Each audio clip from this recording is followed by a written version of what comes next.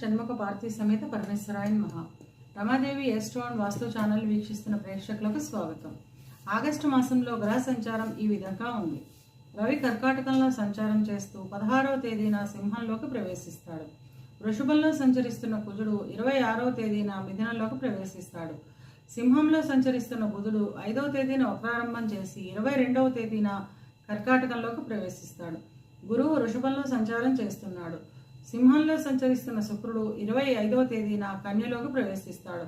శని కుంభంలో వక్ర సంచారం చేస్తున్నాడు. రాహు మీనంలోను, కేతు కన్యలోను సంచారం చేస్తున్నారు. ఈ గ్రహస్థితిని ఆధారంగా చేసుకొని మకర రాశి వారికి ఆగస్టు మాస ఫలితాలు ఎలా ఉన్నాయో, చిన్న చిన్న పరిహారాలు ఏం చేసుకోవాలో చూద్దాం.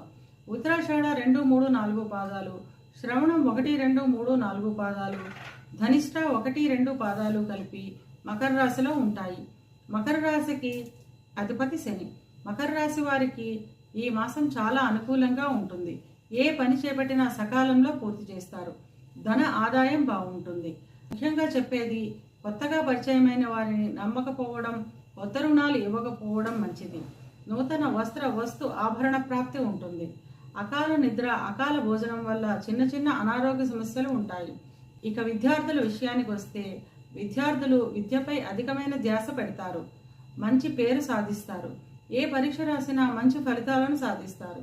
విదేశాలకు వెళ్లే విద్యార్థులకు ఈ మాసం చాలా అనుకూలంగా ఉంటుంది. ఉద్యోగ ప్రయత్నం చేసేవారికి మొదటి 2 వారాలు అనుకూలంగా ఉంటుంది. ఉద్యోగం చేస్తున్న వారికి కార్యాలయాల్లో గౌరవం, మర్యాద పెరుగుతుంది. మొదటి 2 వారాలలో పదోన్నతులు ఉంటాయి. ఉద్యోగ నిమిత్తం విదేశాల్లో స్థిరపడాలి అనుకునే వారికి ఈ మాసం చాలా అనుకూలంగా ఉంటుంది. ఇక వ్యాపారస్తుల విషయానికి వస్తే, అన్ని రకాల వ్యాపారస్తులకు అనుకూలంగా ఉంటుంది. వ్యాపార నిమిత్తం అధిక ప్రయాణాలను చేస్తారు. వివాహ ప్రయత్నం చేసేవారికి చివరి వారం అనుకూలంగా ఉంటుంది.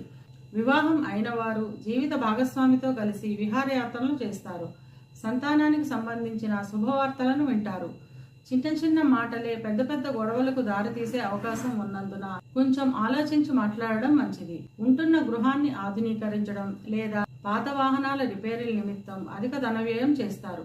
ఇవి కేవలం గోచార ఫలితాలు మాత్రమే. గోచార ఫలితాలు పూర్తిగా జన్మజాతక చక్రంపై ఆధారపడి పనిచేస్తాయి కనుక తమ జన్మజాతక చక్రాన్ని విశ్లేషణ చేయించుకోవాలనుకునేవారు కింది నెంబర్కి వాట్సాప్ చేసి కన్సల్టేషన్ తీసుకోండి.